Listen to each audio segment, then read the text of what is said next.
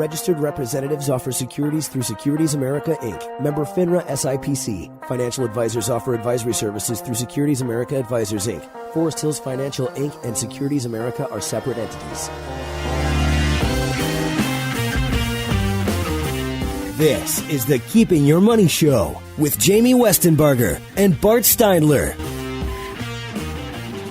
Good morning. Welcome to Keep Your Money Show. Jamie Westenbarger joined, as always, by Bart Steindler. Mr. Steindler, how you doing this morning? I'm doing great. It's another $1 million morning.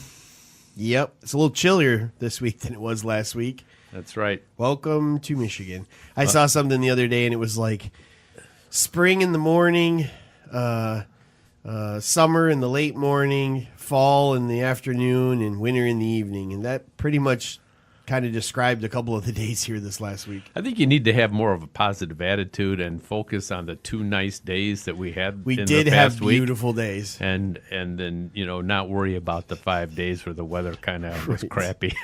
In Michigan, where you concentrate on the 2 good days, not the 5 bad ones. Yeah, I mean, we have a couple weeks of summer coming up, so. Right, we do. This is the Keeping Your Money Show, where we cut through all the bulls, the booyahs, the bells, whistles, honks, and horns to get you to the information that actually helps you move towards retirement.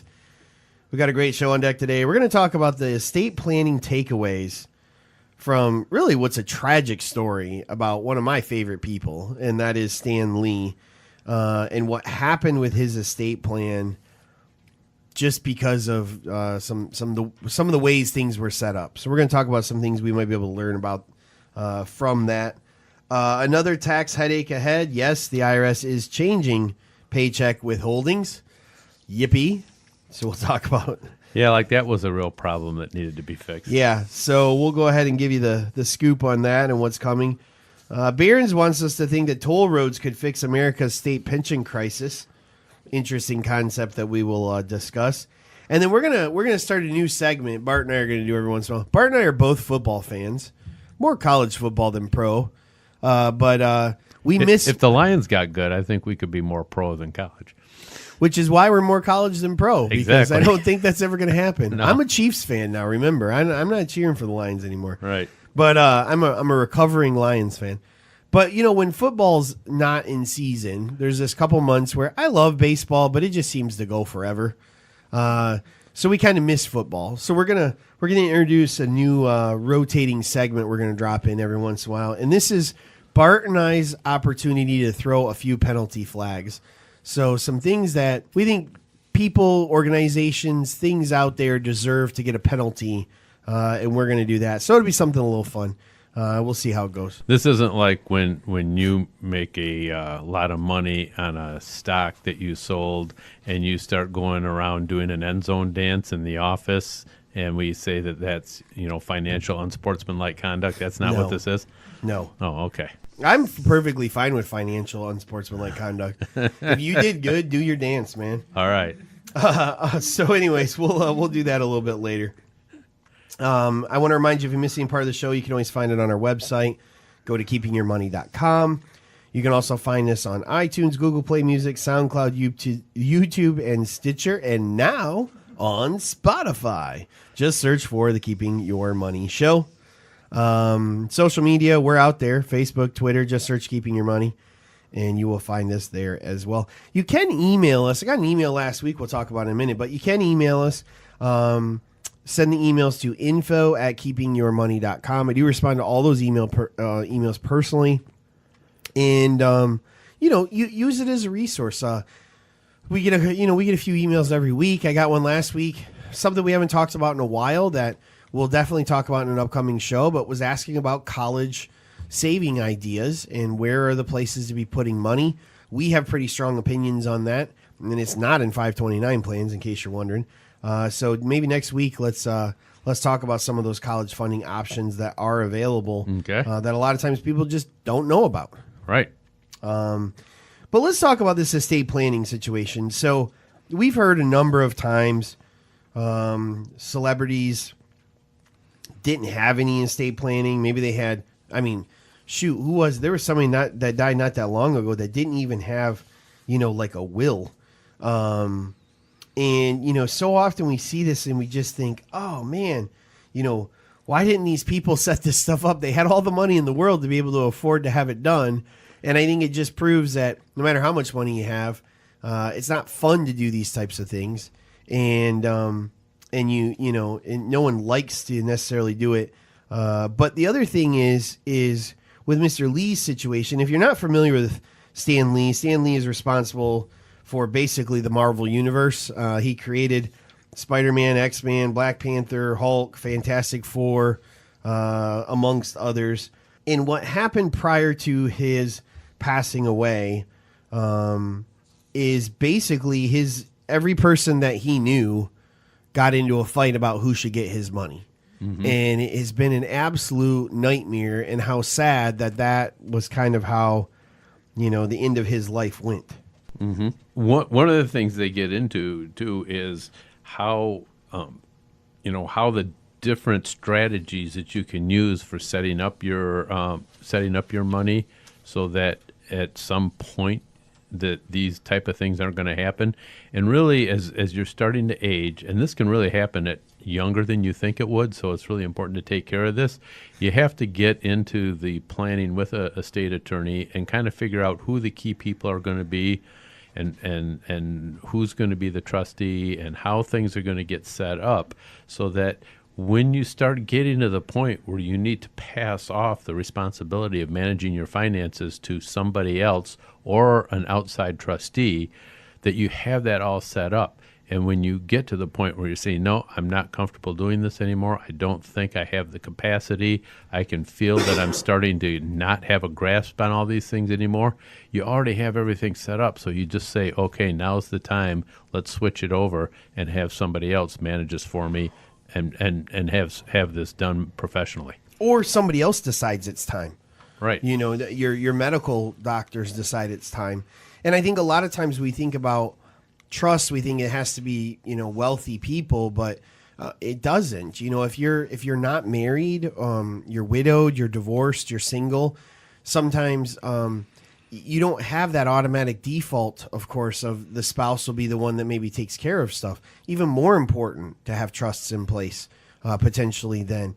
But I think it's really a big deal, like you said, to have that kind of successor trustee in place. One of the things that's happened with Mr. Lee is, unfortunately, some of the people that are in his family are very, very irresponsible people. They talk about his daughter, who spends $20,000 to $40,000 a month on credit cards.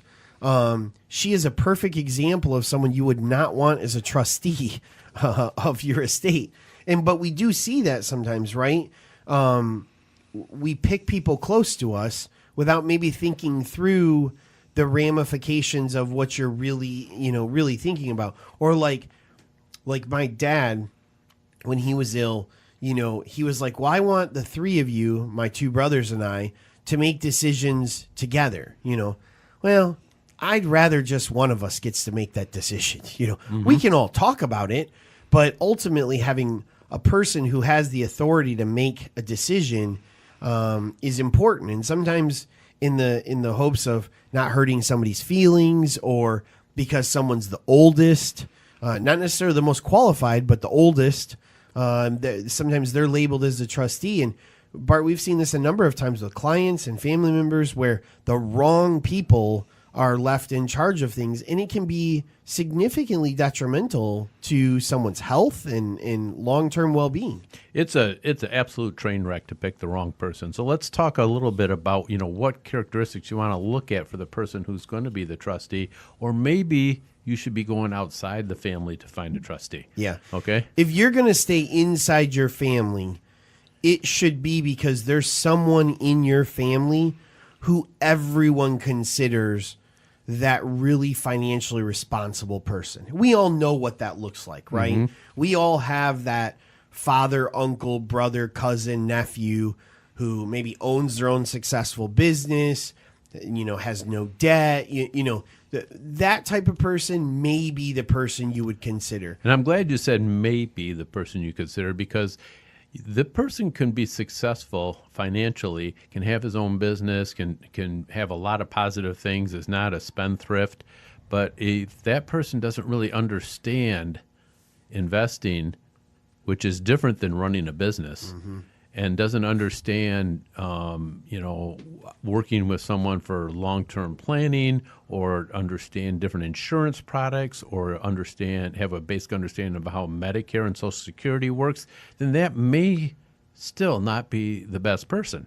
Well, and I'll give you a great example of that. My great uncle, great guy, very successful business owner, numerous businesses in Indiana. He was the trustee for my great grandma. And when she got ill, a lot of times the responses that he would have were based on his own experiences, and they didn't really match up with hers. So here she was, needing someone to dole out financial information, but he was basing it on his income, lifestyle, and savings versus her income, lifestyle, and savings, because he wasn't really relating to what her situation was. So while he was a great financial mind, he wasn't necessarily the best person to be making those decisions because he really didn't understand her situation. Yeah, I was involved with a situation once where a person left that decision to a nephew who was also an attorney.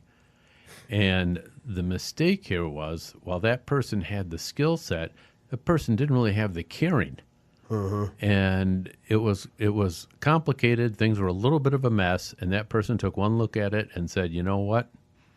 I'm stepping away from it. And that left a big void. You need to know that the person actually wants to do it and is capable of it too. Right. So it's a big responsibility. And if the person you pick isn't willing to step up and take that responsibility, also having the skill to take and the knowledge to take on that responsibility, then that's not necessarily the right person. And a lot of times I think people delay this whole process because they don't feel that they have that one person. Right. So what's another option they can take? Well, then you can always do a company. Right. You can always do a third party.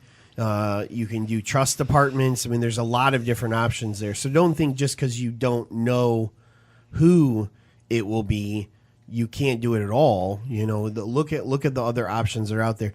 Something else that came out in this article, real quick before we got run into a break, the lack of consolidation of accounts.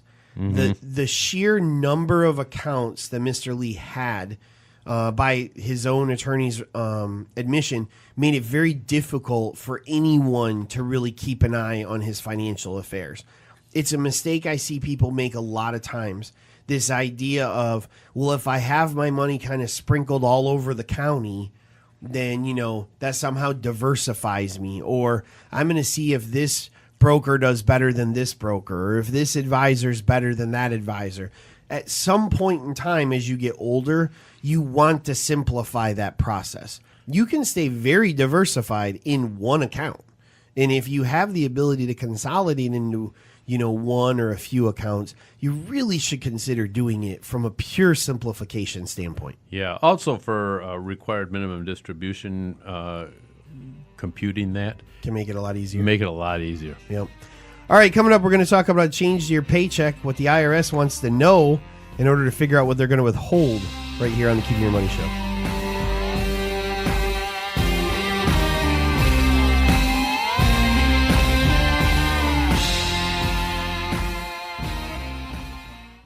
Kylin Law provides clients with the clarity and confidence they expect from attorneys that live and work in the evolving business world and your community. As the owners of Michigan-based businesses, our attorneys bring insight and real-world experience to the firm.